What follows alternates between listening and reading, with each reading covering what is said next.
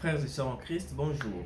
Nous sommes aujourd'hui vendredi 23 février 2024. Petit à petit, nous bouclons cette première semaine de carême pour entamer avec la deuxième.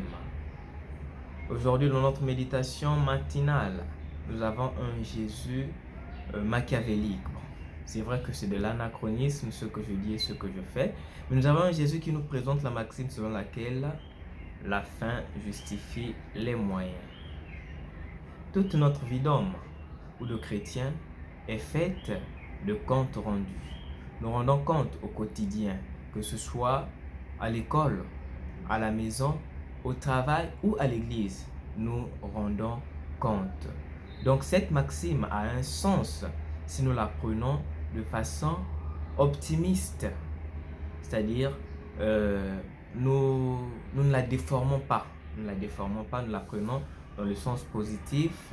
Nous allons comprendre ce que veut signifier cette maxime. Souvenons-nous de la parabole des talents, quand Jésus a donné 5, 2 et 1 talent aux 3 serviteurs. Lorsque ceux-ci ont rendu compte, il ne leur a pas demandé comment as-tu fait pour multiplier ou comment as-tu fait pour conserver cela. Mais ce qui a compté devant le Seigneur, c'était le résultat. Voilà pourquoi nous insistons sur ça. La fin, dans notre contexte ici, justifie ou justifiera les moyens. Voyez-vous, avec Ézéchiel, chapitre 18, versets 21 à 28, le Seigneur nous dit: toi qui es dans le bien, demeure dans le bien. Celui qui est dans le mal, la possibilité lui est offerte afin qu'il puisse se détourner de sa mauvaise conduite pour bénéficier du salut de Dieu. Il ne dit pas l'inverse. Il dit: toi qui es dans le bien, demeure dans le bien, quelle que soit la durée de la nuit, le soleil finit par se lever. Quelles que soient les persécutions que tu subis dans ta société, parce que tu parais juste, demeure dans ta justice. N'essaie pas de te détourner, parce que si tu te détournes de ta bonne conduite, tu seras surpris que la personne qui se conduisait mal se retrouve à la place qui t'était prévue. C'est le message que le Seigneur nous recommande aujourd'hui. Vous qui êtes dans la bonne conduite, demeurez dans votre saine et sainte conduite.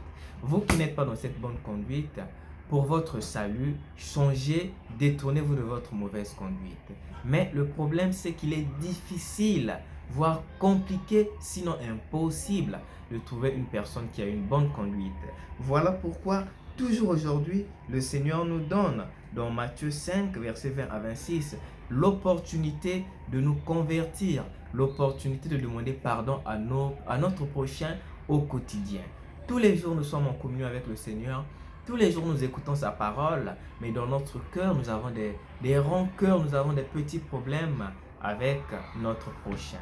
L'occasion nous est donnée encore dans ce temps de carême de demander pardon afin que nous soyons en uniformité avec le Christ. Donc la condition que le Seigneur nous donne aujourd'hui pour être en uniformité avec lui, il faut commencer par notre prochain.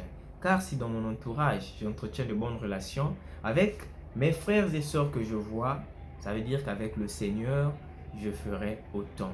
Mais si avec mes frères et sœurs, je n'arrive pas à bien m'entendre avec le Seigneur, ça ne serait que du superflu. Alors demandons cette grâce au Seigneur de demander pardon même quand nous avons raison. Parce que notre orgueil d'homme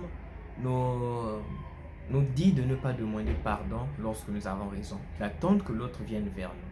Mais qu'en ce temps de carême, nous ayons cette force, cette humilité de nous rabaisser même lorsque nous reconnaissons que c'est l'autre qui est fautif. Sainte et heureuse journée à tous et à chacun.